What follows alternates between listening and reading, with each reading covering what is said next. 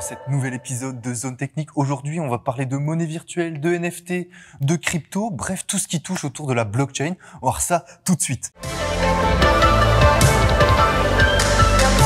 On va commencer par la blockchain parce que c'est un petit peu elle qui régit tout le reste. La blockchain, c'est juste un ensemble de blocs liés entre eux de manière chronologique et chaque bloc contient les données, les transactions d'une pièce ou de n'importe quoi qui se passe sur Internet. La caractéristique essentielle de la blockchain, c'est sa décentralisation. N'importe qui, même vous, pouvez vérifier l'historique d'un NFT, d'une crypto, quoi que ce soit. Vous allez me poser la question, mais du coup, comment on rajoute des blocs à cette chaîne? Il existe deux manières. La première, c'est le POS, c'est tout simplement le paiement avec une crypto, ou le POW, qui est le minage, qu'on verra dans la partie avec les cryptos. Mais du coup, ça pose des questions de sécurité. Question sécurité, la blockchain fonctionne chronologiquement, comme je vous l'ai dit. Donc, si vous voulez créer un nouveau bloc, il vous faut le résumé du bloc d'avant, pour pouvoir le créer, et ainsi de suite, ce qui rend extrêmement compliqué la modification rétroactive des données. Bien que la blockchain offre de nombreux avantages, elle a quand même quelques défis à relever, comme l'empreinte environnementale, évidemment, le minage de crypto consomme beaucoup. Il y a aussi la confidentialité, parce que tout est sur Internet et il n'y a pas vraiment d'anonymat. Il y a aussi les mises à jour et le consensus pour les faire. Avec tout ça, où se trouve la blockchain? Elle se trouve un petit peu partout, que ça soit la santé, l'immobilier, les assurances, le vote électronique, mais on la retrouve principalement dans deux grands domaines, les NFT et la crypto, qu'on va voir tout de suite. On va commencer par parler de crypto, évidemment. Donc là aussi, ça marche de façon décentralisée. Donc contrairement aux monnaies traditionnelles gérées par le gouvernement et tout ça, là pas du tout, c'est juste géré par un ensemble de participants. Donc il existe une multitude de cryptos, évidemment, que ce soit l'Ethereum, le Shiba. Vous-même, vous pouvez créer votre propre crypto. Mais évidemment, la plus connue d'entre elles, c'est le Bitcoin. Donc comment on fait ça pour en avoir? Deux solutions. Soit vous en achetez, tout simplement avec du vrai argent, soit vous le minez. Donc c'est juste que votre PC va faire des calculs et en récompense de ces calculs, vous allez recevoir un token. Donc c'est 0,0000001. Mais qu'est-ce qui en fait sa valeur? C'est simple, c'est qu'il y en a que 21 millions. Évidemment, il y a des risques à tout ça, et là c'est la volatilité. Il y a beaucoup de cryptos qui se sont effondrés. Donc si un jour vous voulez investir dans tout ça, gardez ça en tête, que le prix varie, même le Bitcoin, ça varie beaucoup. En 2013, ça valait $13 et en 2020, ça valait presque 40 000. Mais l'inverse peut exister aussi, donc faites très attention. Mais ce que j'ai oublié quand même quelque chose, c'est que c'est fongible tout ça. C'est-à-dire que un Bitcoin, si vous l'échangez avec un Bitcoin, c'est la même chose, c'est la même valeur. Comme $1 avec $1. Contrairement à la suite, vous avez vu ça la transition, les NFT. Et oui, contrairement aux cryptos, les NFT, eux, sont non fongibles. Ça veut dire que deux NFT se valent pas, évidemment. Donc vous allez me dire à quoi ça sert d'avoir un NFT, genre une image ou une petite vidéo, parce que vu que tout est sur Internet, vous avez juste à copier et vous l'avez aussi techniquement. Sauf que si moi je l'achète, dans la blockchain, il y aura mon nom, mes informations et tout ça. Donc ça veut dire que moi j'aurai l'original, que vous aurez la copie. Voilà, moi j'aurai le vrai, quoi. Donc à quoi ça sert et où sont les autres utilisations? Parce que c'est bien joli d'avoir tout ça, mais il y a carrément un marché qui s'est créé tout autour de ça. Les jeux vidéo s'y intéressent petit à petit, parce que si vous mettez des petites micro-transactions, vous pouvez créer un marketplace, tout ça. Donc on voit fleurir des petits jeux qui arrivent, que ça soit Sandbox, des trucs comme ça. Donc plein de petits jeux. On se retrouve pour jouer à un petit jeu Axie Infinite, donc là c'est le Origins, on verra après parce qu'il y a plusieurs noms, plusieurs jeux, bref c'est un petit écosystème qui est né. Alors, comment dire? J'ai passé le tutoriel, voilà, comme vous pouvez le voir, l'aventure, je l'ai complété. Donc moi je m'attendais à une suite, logiquement, le chapitre 2, mais pas de chapitre 2. Bon, donc c'est pas grave. Donc le principe il est simple. Vous avez vos trois petits monstres et vous avez des capacités avec du mana et des cartes. Bref, c'est très classique, il n'y a rien de transcendant. Le problème, c'est que j'ai rien contre l'arrivée des NFT dans les jeux. Ça peut être une marketplace et tout ça, sauf que quand tout votre système économique tourne sur ça, c'est là où ça peut être une catastrophe. On est quand même là pour râler.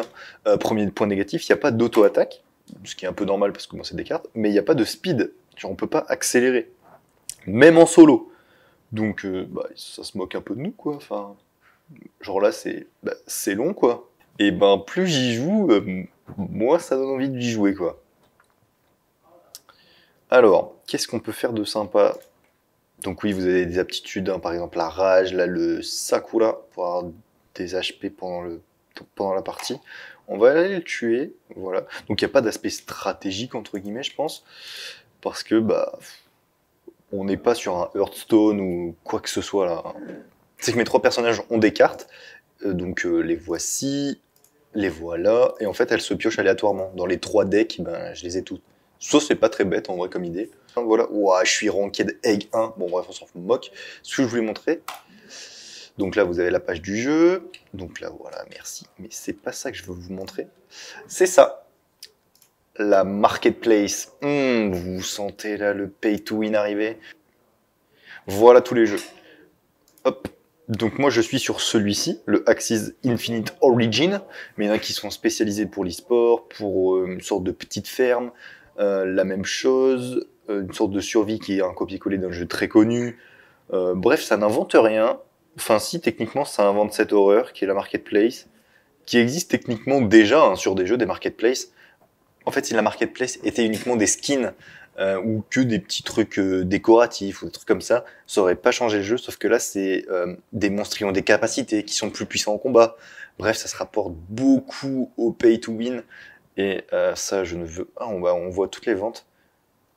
1 $, 3 $, 11 $. 11 $, toi, là. Toi, tu vaux 11 $. D'accord. Bah voilà, c'est que tout le monde met le prix maximum. Mais sauf que ça peut faire des bulles spéculatives sur un skin et du jour au lendemain ça s'effondre et vous perdez des sous. Une petite dernière chose, c'est que la monnaie virtuelle du jeu est une monnaie, c'est une crypto. Donc là vous pouvez voir le cours du Axe Infinite en un an. Est-ce que c'est révélateur que ça passe de ici à ici? Ah je sais pas, hein. Je voudrais pas tirer sur l'ambulance, mais on est sur une tendance un peu... Ça descend, quoi. Enfin, depuis 2021, ça s'écroule. Bref, je vais m'arrêter sur ce graphite qui parle de lui-même. On passe à la suite. Bref, des achats inutiles. J'espère que le jeu vidéo se protégera de cette malédiction qu'est le NFT. Donc nous, qu'est-ce qu'on va faire avec tout ça? Eh ben, évidemment, et moi, je suis là pour essayer. Donc, ne reproduisez pas tout ça à la maison. J'ai moi-même pris de mon temps et de mon argent pour essayer tout ça. Donc là, on se retrouve sur OpenSea. Donc OpenSea, c'est la marketplace des NFT. Donc c'est là où vous pouvez voir les plus gros artistes et tout ça. Donc là, on va voir qu'est-ce qu'on peut nous proposer. Donc évidemment, j'ai pas les moyens de mettre 15 600 Ethereum parce que là, en Ethereum, c'est pas en Bitcoin. Donc un Ethereum, c'est environ 2200. Hein. Si vous voyez, donc il y a des prix complètement dérisoires, hein, comme on peut le voir juste ici. Si on va juste en tête, Bored Ape et Yacht Club. Donc là, à mon avis, ça c'est un truc que vous avez déjà vu ou c'est déjà passé à la télé parce que c'est passé pour ces prix complètement abusés. On a juste à descendre, voilà. 24 Ethereum. Voilà, 6 x 24, vous avez le prix. Mais ça, c'est que le bas du panier. Parce que si on fait décroissant, 6969 Ethereum. Je vous mets juste derrière moi le petit calcul de combien ça fait en dollars. Voilà, merci. Donc non, hein, j'ai pas mis ça. Moi, j'ai mis quelques petits sous. On va juste acheter une petite image. Cette image apparaîtra dans mon décor parce que c'est à moi, hein, c'est mon image quand même. Donc, qu'est-ce qu'on peut aller acheter? Donc là, comme vous pouvez le voir, non, vous le voyez pas. Donc là, moi, j'ai 0,0259 petit Ethereum. Hein. On fait avec les moyens du bord. Donc, qu'est-ce qu'on va pouvoir acheter avec tout ça? Pas grand-chose, hein, comme vous pouvez le voir à côté sur le prix de plancher. Donc, c'est le prix minimum de ces artistes-là. Donc là, vous voyez 0,10, 0,15, 0,9, 0,6, 0,12. Bref, moi, non. Non. On va aller dans les trucs un peu plus petits. Voilà, 0,03, toujours pas. 0,01. Ah, ça je peux. Sauf que si vous cliquez sur des trucs comme ça, c'est juste le truc qui est fois 1000. Hein, vraiment, là, j'ai beau slider à l'infini. Il y a 500 000 résultats. Au secours. Parce que la personne a fait la même chose. La prix croissant, ça veut dire que là, c'est le moins cher. 0,019. Quand même, hein, c'est... Et le plus cher, il est à combien? 10 Ethereum. D'accord.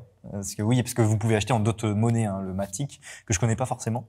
Donc non, on va pas acheter ce vieux ticket pourri. Mais vous pouvez acheter pas que des images, hein. Vous avez des petits gifs, des petites vidéos, ou encore de la musique. Ça peut-être, vous pouvez financer l'artiste, hein, pour la musique, du moins je parle. Qu'est-ce qu'on peut acheter? Mince, je me suis gouré. Non, mais pas le Yacht Club, ça sert à rien. Parce que là aussi, hein, c'est un vrai petit marché avec des codes, des hauts, des bas, comme le Yacht Club qu'on a vu là à 6 000 et des brouettes. C'est complètement ramassé, hein. Je sais qu'il y a Justin Bieber qui a revendu le sien vraiment tout en dessous de son prix. Bref, dans le monde, on appelle ça cette fête douillée ou de l'arnaque. Je vous laisse le choix du mot.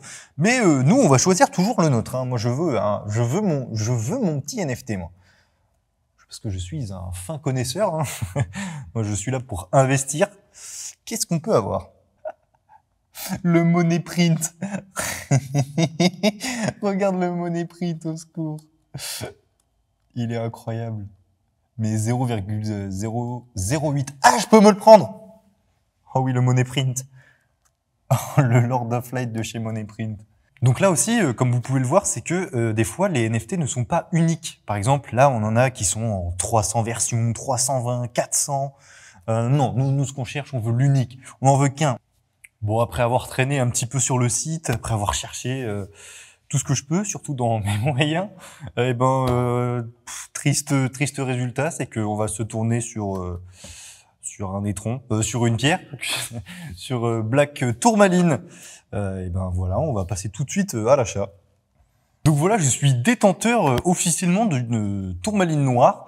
J'espère que vous n'êtes pas trop jaloux. Quant à nous, on va passer tout de suite à la conclusion. Voilà, on a vu un petit peu la blockchain, les NFT, Black Tourmaline, hein, un petit peu. J'espère que vous êtes jaloux encore. Et puis la crypto, hein, évidemment. Quant à nous, on se retrouve la semaine prochaine pour un nouvel épisode de Zone Technique.